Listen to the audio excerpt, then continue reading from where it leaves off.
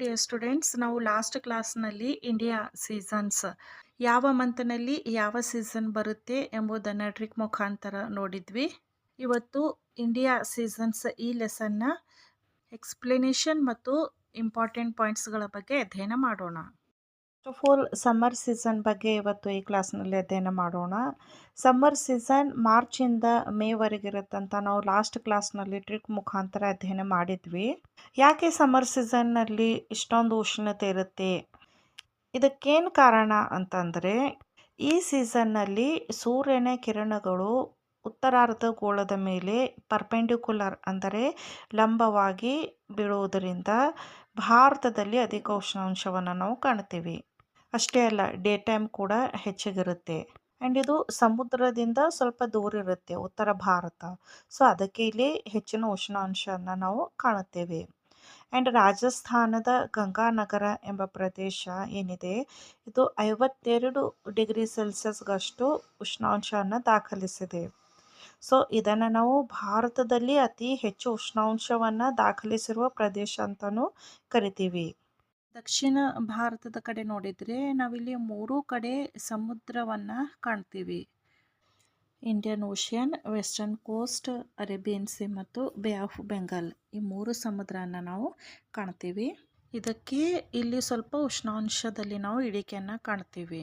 ಇಲ್ಲಿ ಕೇವಲ 32 degree ಸೆಲ್ಸಿಯಸ್ನಿಂದ 35 degree ಸೆಲ್ಸಿಯಸ್ನಷ್ಟು ಉಷ್ಣಾಂಶವನ್ನು ಕಾಣ್ತೀವಿ.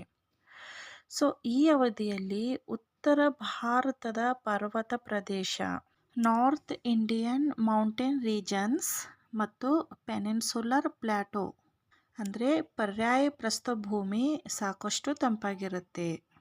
ಪೆನಿನ್ಸುಲರ್ ಪ್ಲಾಟೋ ಅಂದರೆ ಮ್ಯಾಪ್ನಲ್ಲಿ ಕಾಣಬಹುದು. ಪೆನಿನ್ಸುಲರ್ ಪ್ಲಾಟೋ ಇದೇನು ಆರೆಂಜ್ ಕಲರ್ ಏನಿದೆಯಲ್ಲ, ಸೌತರ್ನ್ ಪಾರ್ಟ್ನಲ್ಲಿ ಇದು ಫ್ಲ್ಯಾಟ್ ಟೇಬಲ್ ಲ್ಯಾಂಡ್ ಥರ ಇರುತ್ತೆ. ಸೊ ಫ್ಲ್ಯಾಟ್ ಟೇಬಲ್ ಲ್ಯಾಂಡ್ ಥರ ಸರೌಂಡ್ ಆದದ್ದು ಇದು ಪೆನಿನ್ಸುಲರ್ ಪ್ಲಾಟೋ.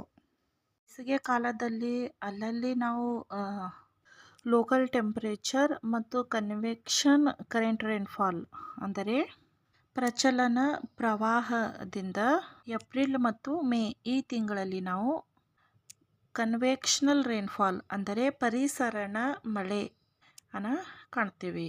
ಈ ಕನ್ವೆಕ್ಷನಲ್ ರೈನ್ಫಾಲನ್ನು ನಾವು ಬೇರೆ ಬೇರೆ ಸ್ಥಳಗಳಲ್ಲಿ ಬೇರೆ ಬೇರೆ ಹೆಸರಿನಿಂದ ಕರಿತೀವಿ.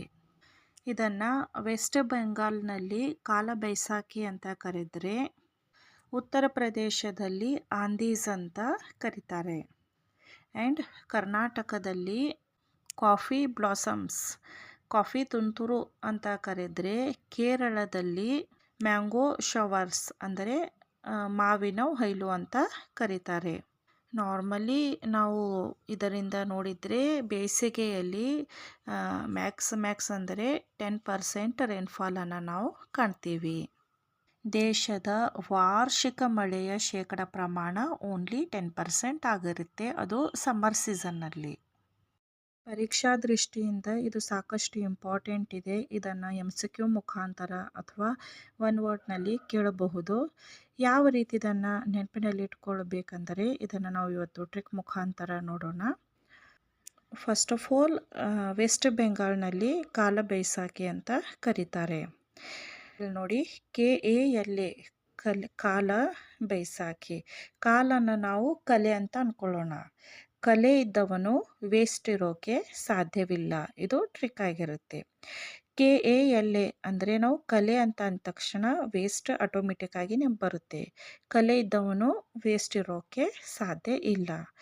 ಕಾಲ ಬೈಸಾಖಿ ಇದನ್ನು ವೆಸ್ಟ್ ಬೆಂಗಾಲ್ನಲ್ಲಿ ಕರೀತಾರೆ.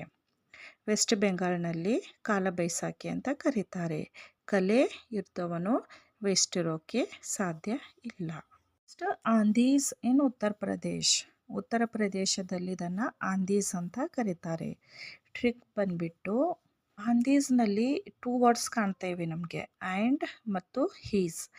ಆ್ಯಂಡ್ ಹೀಸ್ ಉತ್ತರ ಕರೆಕ್ಟಾಗಿದೆ ಅಂತ ಇದು ಟ್ರಿಕ್ ಆಗಿರುತ್ತೆ. ಆಂದೀಸ್ನಲ್ಲಿ ಆ್ಯಂಡ್ ಹೀಸ್ ಅಂದರೆ ಇವನ ಉತ್ತರ ಕರೆಕ್ಟ್ ಇದೆ. ಆ್ಯಂಡ್ ಹೀಸ್ ಅಂದ ತಕ್ಷಣ ನಮಗೆ ಉತ್ತರ ನೆನಪಾಗುತ್ತೆ.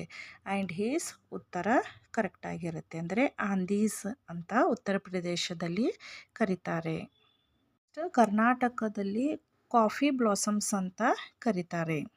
ಇದರ ಟ್ರಿಕ್ ನೋಡೋದಾದರೆ, ನಾಟಕ ಮಾಡಬೇಡ, ಸುಮ್ಮನೆ ಕಾಫಿ ಕುಡಿ.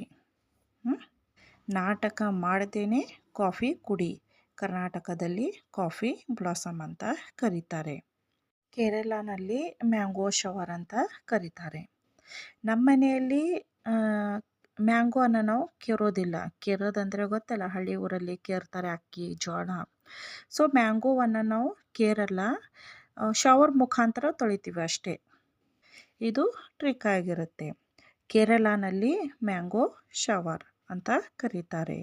ಕೇರಳ ಅಂದರೆ ನಾವು ಕೇರೋದಿಲ್ಲ, ಮ್ಯಾಂಗೋವನ್ನು ಶವರ್ ಮುಖಾಂತರ ತೊಳಿತೀವಿ.